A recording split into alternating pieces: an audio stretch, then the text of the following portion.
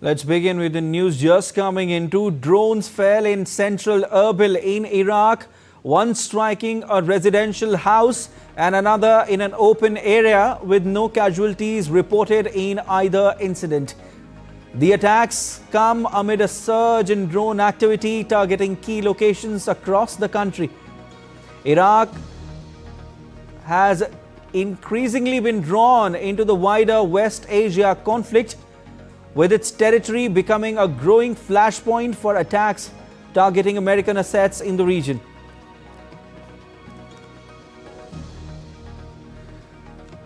Also, Saudi Arabia's air defenses intercepted and destroyed 7 drones in the past few hours.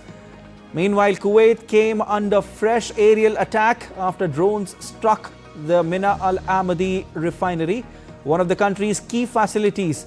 The strike also triggered fires in several operational units, prompting emergency response teams to activate containment plans. This is the breaking news that we are getting for you. 2 drones fell in central Erbil in Iraq, one striking a residential house and another in an open area with no casualties reported in either incident. The attacks come amid a surge in drone activity targeting key locations across the country. Iraq has increasingly been drawn into the wider West Asia conflict, with its territory becoming a growing flashpoint for attacks targeting American assets in the region. Also, Saudi Arabia's air defenses intercepted and destroyed 7 drones in the past few hours. Meanwhile, Kuwait came under fresh aerial attack after drones struck the Mina Al Ahmadi refinery, one of the country's key facilities. The strike also triggered fires in several operational units, prompting emergency response teams to activate containment plans.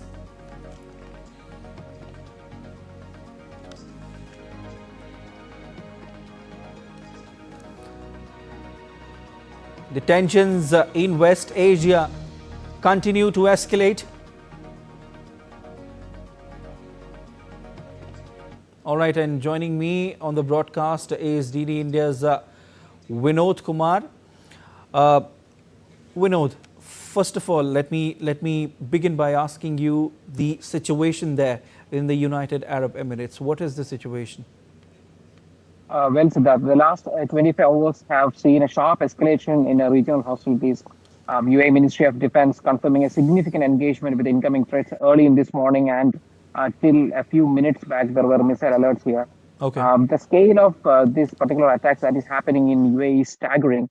In fact, the UAE has faced more number of drone and missile attacks even than Israel. We faced a total of cumulative 2,000 plus drone attacks and 450 plus ballistic missile attacks.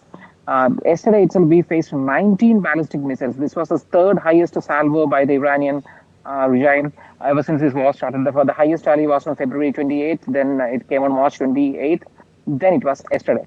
And most of these missile and drone attacks are being engaged by the THAAD and the Patriot missile system. They're doing exceptionally high, but there is actually a secondary threat because the falling debris is causing injuries to many people. The total cumulative injuries here in UAE is close to 190, with many Indians are also injured. And there is actually the looming threat by Iran. Iran officials are saying that if the civilian and transport infrastructure continues to be targeted, they will reciprocate by hitting the regional bridges. Today morning in Karaj, there was an attack by one of the highest bridges of Iran. And after that, Iran has listed 8 important key bridges. One of them is in Abu Dhabi, the bridge that linking the Abu Dhabi mainland with the Abu Dhabi island. So there is a looming threat. And also there is a misinformation campaign is also happening there. Iran is claiming to have struck the data centers of Oracle here in UAE, but it was countered by the Dubai media office as fake information. Same with, there are many industrial steel, aluminum facilities here. There is a misinformation campaign being spread by the Iranian many proxy handles, especially on Twitter and other social media handles. Many of them are fake. These are the things that is happening from Dubai. And as you mentioned, the Kuwait's Mina Al Ahmadi attack, Al Ahmadi refinery has come under attack. This is actually the 3rd time that that particular refinery is coming under attack. The first one was on March 18th, then March 19th, and then today morning. And locally in UAE, the fuel the international prices of the fuel has also had an impact on UAE prices. Like there is a 30% increase in hike in petrol prices in the UAE, and there are flight cancellations happening. Emirates, Etihad, Fly Dubai have updated their websites with these new restrictions. Many regional flights are on ground. We are the logistics hub is working on a war footing, on a war-induced GCA security corridor. Yes, these are the updates from here from UAE. Okay. And Vinod, what are you tracking from Iraq? What's happening there? The tensions in West Asia, Vinod, they continue to escalate. And what is the latest that you are tracking from Iraq? Yes, Siddharth, a lot of activities happening in Iraq right now. Over the past 5 days, Iran-backed militias are stepping up attacks on US-linked targets. At the same time, these militias are taking retaliatory strikes from US as well. There are several Iranian-supported groups there in Iraq.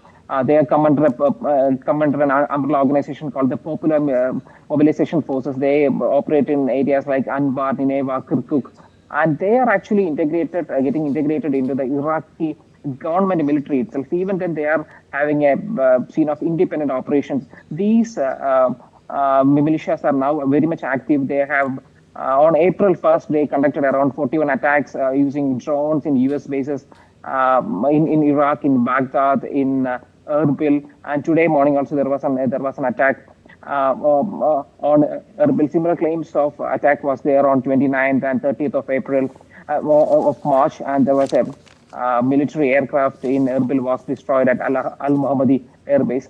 Yesterday, the US Embassy in Baghdad issued a very strong warning that all US-linked persons in Iraq should leave at a level 4 advisory. Not only American citizens, but diplomats, citizens, businesses, even hotels or universities, they are asking to leave. This alert is actually followed by a recent kidnapping of a journalist by the name Shelly Kittinson in Baghdad by these particular Iranian-linked militia forces. She was, US officials say that she was given prior warning that there is a threat to her life, but despite that, she continued working. After that, yesterday, US Embassy have issued a warning that all the United States citizens should leave from this place. In response to her kidnapping, US and Israeli forces have targeted airstrikes on multiple militia positions. Yesterday, there was an attack on the tribal mobilization forces brigades in Anbar and Nineveh provinces. Earlier on, first also, there was an attack on these PMF forces. Basically, the government of Iran, government of Iraq is not able to do much thing because these PMF militias, even though they are integrated into their armed forces, they are having some sort of independence and they are not completely under their control, and they are in kind of a sorry position. Despite having them in their own military, they are not able to control. And on the northern side of Iraq, we have the Peshmerga forces. These are the forces which the Kurdish independent state of Iraq operates. They actually owe their allegiance to the United States forces, but even they are under attack by the Iranian forces. So there is Iraqis are actually under complete crossfire between both the United States forces as well as Iranian forces. This is a war they are increasingly being drawn into, despite they do not have anything to do with this wider conflict. They are increasingly being drawn because these Shia militias, PMF forces like Hezbollah, Kaitaf Hezbollah, Harkat Hezbollah, Ashraf al-Haq, and there are so many of these independently operated militias. They gave their allegiance to the allegiance to Iran, and yeah, they are increasingly being drawn into this wider attack. Definitely, whatever you told us, Vinod, through your analysis, it seems like that the situation is volatile in the region, and of course, there is no solution in sight as of now. We'll have to wait and see when things will calm down, but we'll keep taking updates from you on this since the situation is developing. Thank you so much. We leave it there. Thank you. Thank you so much.